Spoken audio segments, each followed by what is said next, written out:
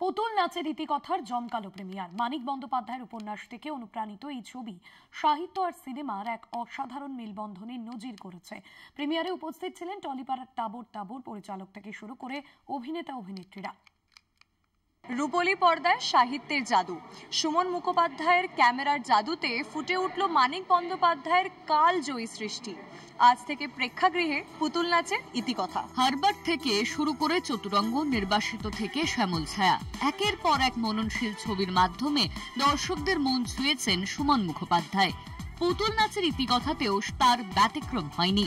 প্রতিটি ফ্রেম যেন এক জোরালো প্রতিধ্বনি সমাজ ও মানুষের ভেতরের টানাপোড়েনের। আমার প্রতিটা ছবিরই না আঙ্গিকগতভাবে আলাদা, মানে একটা গল্পের যে নির্যাস, তার যে স্পিরিট, সেইটাকে আমি ধরার চেষ্টা করি। ফলে ছবির স্টাইলটাও বদলে যায়।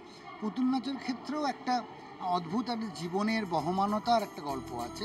আদর্শ আর বাস্তবের সংঘর্ষে দাঁড়িয়ে এক ডাক্তার শশীর আত্মসংঘাতের কাহিনী পুতুল নাচের ইতিকথা।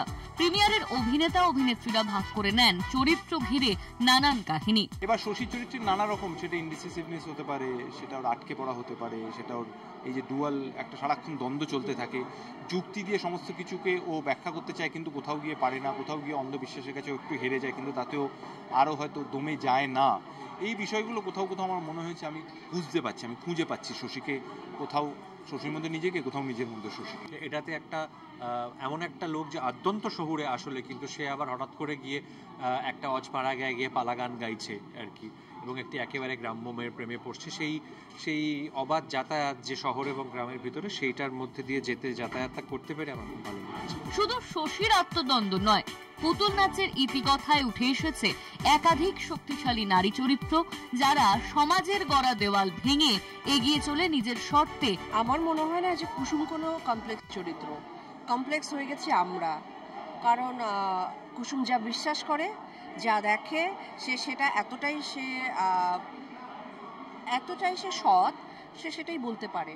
তবে হ্যাঁ, কুসুম ক্যারেক্টার থেকে আমরা ব্যক্তি মানুষ হিসেবে অনেক কিছু নেবার মতন আছে। যে চয়েসেসগুলো নারী হিসেবে সেই সময়ের একটা উপন্যাসে সেন দিদির মাধ্যমে যে একটা উইমেন অন দ্য ফোরফ্রন্ট দেখা যায়, সেই যে কঠিন চয়েসেস সেই সময় দাঁড়িয়ে সেন দিদি করতে পেরেছে, যেটা আমরা হয়তো এখনো অনেকে পারি না এই যুগে দাঁড়িয়ে।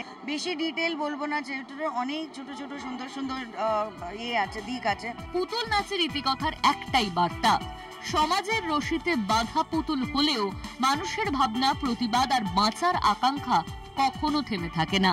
পুতুল নাচের ইতিকথা কোথাও আমাদের প্রশ্ন করতে বাধ্য করে, আমাদের জীবনের নাট্যকার কি আদেও আমরা, না আমাদের ওপরেও রয়েছে কোনো শক্তি। ক্যামেরায় মনোজেশ মুখার্জির সঙ্গে আমি আয়ুষী, কলকাতা টিভি।